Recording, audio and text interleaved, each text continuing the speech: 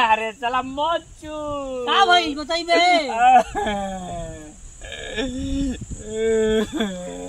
बताओ अरे साला मोचू दुखाता भाई का अरे मोचू साला दुखाता और अभी तो रुको क्लाइमैक्स अभी बाकी है। मेहरारू चिनरी गोल 6 महीना से अपना नहीं है हां आइल भी कालू के हां ठीक बा उ डील बराबर